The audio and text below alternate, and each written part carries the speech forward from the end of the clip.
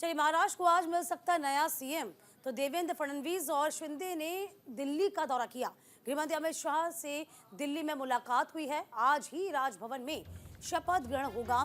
Eknath Shinde CM पद से आज अपना इस्तीफा देंगे। विधानसभा चुनाव में महायुति को बम्पर जीत, प्रचंड जीत मिली थी। तो देखिए, अब बता रहे हैं आपको कि ये तभी से ही कयास लगना शुरू हो गए थे कि देवेंद्र फडणवीस बतौर सीएम पद को संभालेंगे। अब देखना ये होगा कि देवेंद्र फडणवीस को मौका दिया जाएगा या फिर एकनाथ शिंदे ही मुख्यमंत्री दोबारा बनाए जाएंगे। तो फिलहाल देखिए, आपको बता दें कि तीन चेहरे जो आपको देख पाए होंगे इस वक्त टीवी स्क्रीन पर, डिप्टी सीएम अजित पवार भी मौजूद हैं। और हालांकि ताल वो भी ठोक रहे थे, पोस्टर बैनर्स उनके भी चस्पा किए गए थे उनके कार्यकर्ताओं के द्वारा। लेकिन दिल्ली का दौरा करने वाले सिर्फ दो ही चेहरे सामने आए, जो देवेंद्र फडणवीस थे और एकनाथ शिंदे। हालांकि आज अपने मुख्यमंत्री पद से एकनाथ शिंदे इस्तीफा देंगे। शुभम हमारे सहयोगी मुंबई से इस वक्त बने हुए हैं। शुभम, महायुति की प्रचंड जीत हुई और देखिए शपथ की तैयारियां हैं। पहले तो लग रहा था कि कहीं गूफ अप ना हो जाए, लेकिन बीजेपी हर चीज को बड़ा क्लियर रखती है। तो फिलहाल क्या लगता है, स्थितियां क्या, देवेंद्र फडणवीस और एकनाथ शिंदे? देखिए, दो खबरें इस वक्त जो सूत्रों से हमें जानकारी मिल रही है कि एकनाथ शिंदे को डिप्टी सीएम बनाने की जो है प्रस्ताव रखा गया है 2.5 साल के लिए। उसके बाद देवेंद्र फडणवीस को बतौर पहला जो टर्म होगा वो मुख्यमंत्री उन्हें सौंपा जाएगा। उसके बाद एकनाथ शिंदे को दोबारा अगले 2.5 साल बाद दिया जाएगा। लेकिन उसके बाद ये भी एक चर्चा है कि बतौर पूरे 5 साल के लिए देवेंद्र फडणवीस को सीएम बनाने की मांग जो है वो अजित पवार ने भी समर्थन दिया और बीजेपी के अंदर खाने से भी ये जानकारी आ रही है कि उन्हें ही जो है सीएम 5 साल के लिए और एकनाथ शिंदे को डिप्टी सीएम, जो अब तक देवेंद्र फडणवीस उनकी जो जगह थे वो डिप्टी सीएम और अजित पवार डिप्टी सीएम, यानी दो डिप्टी सीएम और एक सीएम, जो फॉर्मूला पिछले 2.5 साल से 2022 से 2023 से चलते हुए दिखाई दे रहा है, उसी को कंटिन्यू रखने की बातचीत चल रही है। लेकिन शपथ विधि जो है आज वो नहीं हो गई, क्योंकि ये अभी और लंबा चल रहा है। तो तकरीबन 2 दिसंबर के आसपास महाराष्ट्र में जो शपथ विधि का जो कार्यक्रम है वो होने की संभावना भी फिलहाल जताई जा रही है। लेकिन फिलहाल ये दोनों नेता जो है दिल्ली से लौट चुके हैं, केंद्रीय गृह मंत्री अमित शाह से लौट चुके हैं। जो मंत्रालयों का बंटवारा हो, सीएम और डीसीएम कौन बनेगा, इस पर चर्चा की जाए। लेकिन ऑफिशियली अभी तक कोई अनाउंसमेंट जो है पार्टी की ओर से या इन दोनों नेताओं की ओर से फिलहाल नहीं की जा रही है।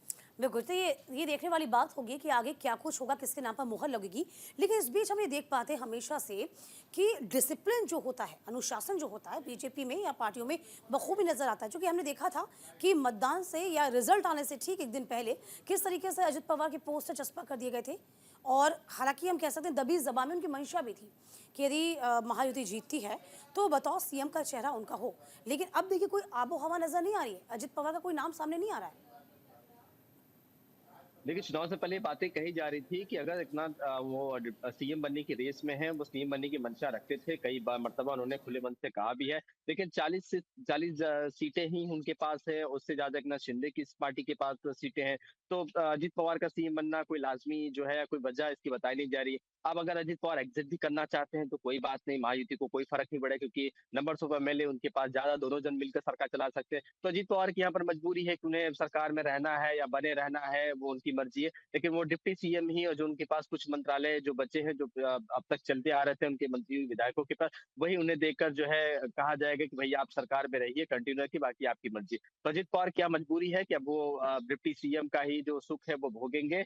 और फिलहाल सीएम पद की जो ख्वाब देख रहे हैं तो फिलहाल वो पूरा होते हुए नहीं दिखाई दे रहा, क्योंकि बीजेपी अजित पवार को सीएम जो है वो कभी नहीं बनाएगी। और ये वजह है कि अब शायद एकनाथ शिंदे और देवेंद्र फडणवीस, ये दो ही चेहरा है, और वो जो है इस पर ही काम करते हुए फिलहाल बीजेपी आलाकमान से काम करते दिखाई दे। और संकेत भी दे दिए गए हैं कि भाई आप डिप्टी सीएम ही बने रहेंगे और आप ज्यादा आशाएं और मंशाएं जो है वो न रखें।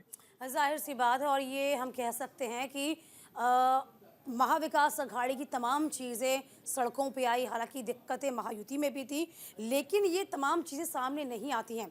और हमेशा से हम देखा है कि यदि हम कैबिनेट की बात करते हैं तो क्या लगता है, नई नवेली कैबिनेट होगी, कुछ नए चेहरे होंगे, क्या लगता है आपको? देखिए, जो जानकारी मिली है तकरीबन 20 विधायकों को बीजेपी इस बार मंत्री बनाने जा रही है। वहीं 8 से 10 जो है एकनाथ शिंदे की ओर से, और वहीं तकरीबन 6, 7, 8 जो बड़े नेता हैं अजित पवार गुट की ओर से, उन्हें मंत्री पद दिए जाने की संभावना जताई जाए। बाकी जो अन्य लोग हैं उन्हें जो है पालक मंत्री हम जो कहते हैं, संरक्षक मंत्री जो होता है कुछ 5 से 4, 2 से 3 जिलों का, वो बनाने की मांग जो है वो कही जा रही है, सौंपी जा रही है। तो ये लिस्ट बाकायदा तैयार की जा रही है कि कौन-कौन मंत्री बनेगा, कौन-कौन नहीं बनेगा, किन-किन नामों की सूची दोनों पार्टियों की ओर से, एकनाथ शिंदे की ओर से, पॉज के दी जा रही है। उसके बाद ही तब होगा, तब उसके बाद शपथ विधि का कार्यक्रम जो है वो निर्धारित किया जाए, क्योंकि न सिर्फ सीएम, डीसीएम के साथ बल्कि मंत्री जो है वो भी शपथ लेते हैं उस कार्यक्रम में। तो बाकायदा एक बड़ी तैयारी मुंबई के वानखेड़े स्टेडियम या शिवाजी पार्क में होने की इसकी तैयारियां जो है बताई जा रही है। लेकिन फिलहाल अभी इसमें वक्त है, लेकिन फिलहाल सीएम और डीसीएम कौन अच्छा, बनेगा इस पर ऑफिशियल। आज कुछ खास कार्यक्रम होना है शुभम, क्या लगता है? देखिए, आज महाराष्ट्र सरकार का कार्यकाल खत्म हो रहा है। चुनाव आयोग ने पहले कहा था कि 26 नवंबर के पहले सरकार को गठित करना होगा। अब ये सरकार पूरी तरीके से स्पष्ट हो चुकी है कि महाराष्ट्र में अगले 5 साल के लिए कौन राज करेगा।